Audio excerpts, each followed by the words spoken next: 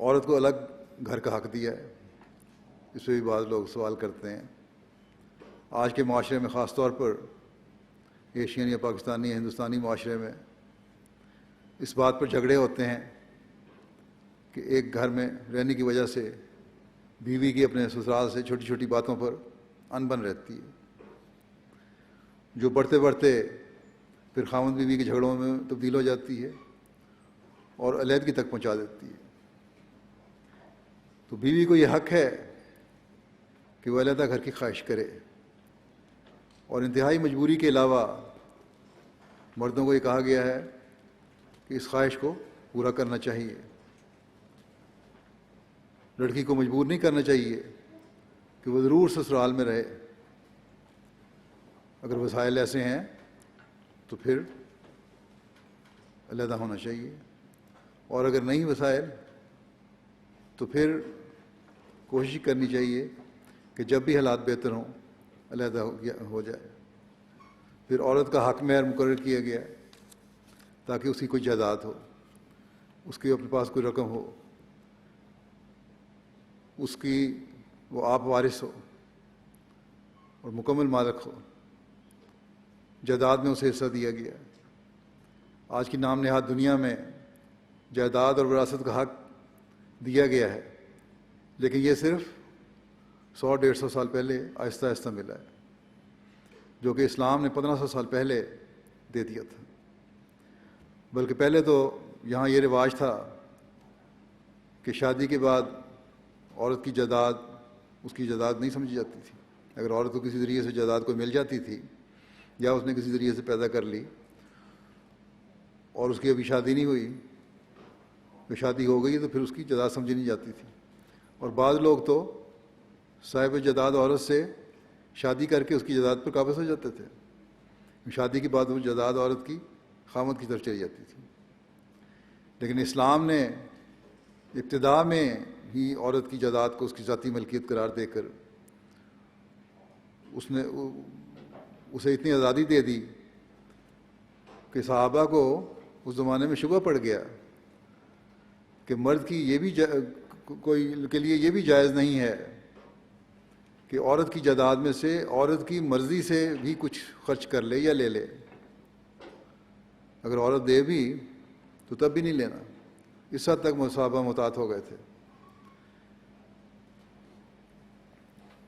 صحابہ اس وقت تک اس سے بچتے رہے جب تک کہ اسلام کی تعلیم میں یہ حکم نہیں آ گیا کہ تم عورت کی طرف سے خوشی سے دیا ہوا تحفہ لے بھی سکتے ہو اور اپنے اوپر خرچ بھی کر سکتے ہو۔ اگر عورت خوشی سے دیتی ہے تو کوئی حرج نہیں، لے لو، اتنی احتیاط کی ضرورت نہیں۔ پھر اسلام نے لڑکیوں کی تعلیم پر زور دیا اور تاکید فرمائی ہے، یہاں تک فرمایا کہ جس کی 2 لڑکیاں ہوں اور وہ ان کی اچھی تربیت کرے تو خدا تعالیٰ اس کے گناہوں کو معاف کر دیتا ہے۔ ایک عورت حضرت عائشہ رضی اللہ عنہا کے پاس آئی، غریب عورت تھی، اور کھانے کے لیے کچھ مانگا۔ اس کے ساتھ 2 لڑکیاں تھیں، ایک اس نے اپنے دائیں طرف بٹھا لی، ایک بائیں طرف بٹھا لی۔ حضرت عائشہ کے پاس اس وقت سوائے ایک کھجور کے گھر میں کچھ نہیں تھا۔ انہوں نے کھجور اسے دے دی۔ اس عورت نے منہ میں ڈال کر کھجور کے 2 ٹکڑے کیے اور آدھا ایک کو دے دیا اور آدھا دوسری کو، اور خود بھوکی رہی۔ جہاں اس سے ماں کی قربانی کا پتہ لگتا ہے، وہاں حضرت صلی اللہ علیہ وسلم نے ایک اور خوبصورت بات بیان فرمائی اس کے اس عمل سے۔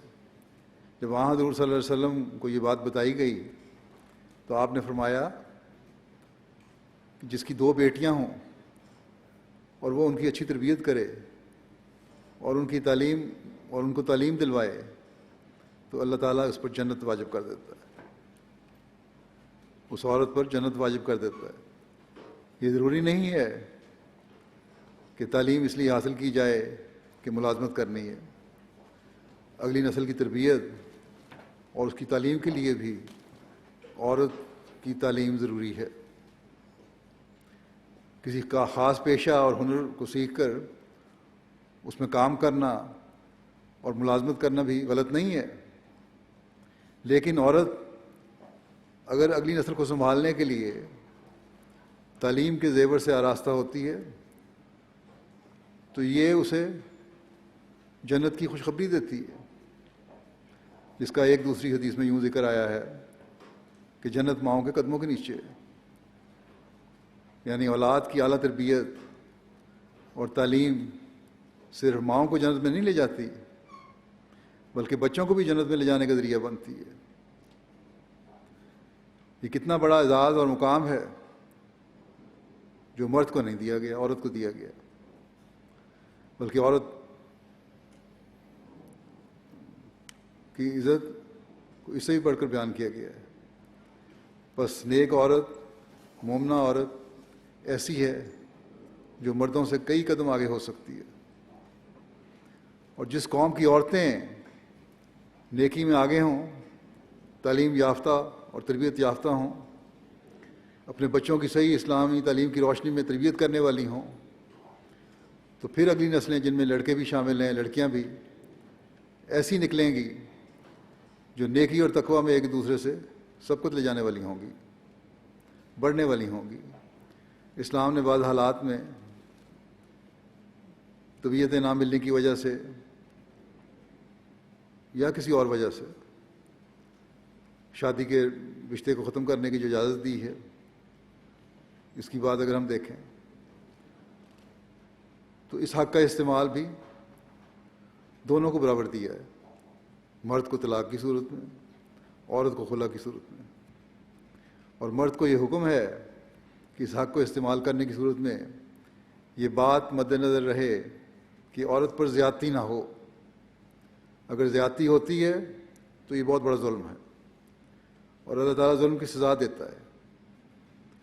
طلاق کے سلسلے میں اللہ تعالیٰ ایک جگہ فرماتا ہے مردوں کو مخاطب کر کے کہ وَإِنْ عَزَمُوا الطَّلَاقَ فَإِنَّ اللَّهَ سَمِيعٌ عَلِيمٌ۔ وَإِنْ عَزَمُوا الطَّلَاقَ فَإِنَّ اللَّهَ سَمِيعٌ عَلِيمٌ۔ اور اگر طلاق قطعی فیصلہ کر لیں تو یقیناً اللہ بہت سننے والا اور دائمی علم رکھنے والا ہے۔ حضرت مسیح علیہ السلام نے اس کی وضاحت فرمائی ہے، وہ مردوں کی طرف نہیں چاہتی، بلکہ آپ فرماتے ہیں کہ اگر طلاق دینے پر مرد پختہ ارادہ کر لے سو وہ یاد رکھے کہ خدا سننے والا اور جاننے والا ہے۔ یعنی اگر وہ عورت جس کو طلاق دی گئی ہے خدا کے علم میں مظلوم ہو، فرمایا وہ عورت جس کو طلاق دی گئی ہے خدا کے علم میں مظلوم ہو اور پھر وہ بد دعا کرے تو خدا اس کی یہ دعا سن لے گا۔ بس اس آیت میں مرد کو اشارہ کیا گیا ہے کہ طلاق کے فیصلہ سوچ سمجھ کر کرو، بلا وجہ چھوٹی چھوٹی باتوں پر عورت کو طلاق نہ دے دو۔ اللہ تعالیٰ اگر تمہاری سنتا اور تمہاری باتیں جانتا ہے تو عورت کی باتیں بھی سنتا ہے اور اس کی حالات کا بھی علم ہے اسے۔ اور اگر تم ظلم کر کے اسے اپنے سے علیحدہ کر رہے ہو تو عورت اللہ تعالیٰ سے تمہارے اس ظلم کو بدلہ لینے کی دعا کر سکتی ہے، اور اللہ تعالیٰ مظلوم کی دعا سنتا ہے۔ بس یہاں مردوں کو ڈرایا گیا ہے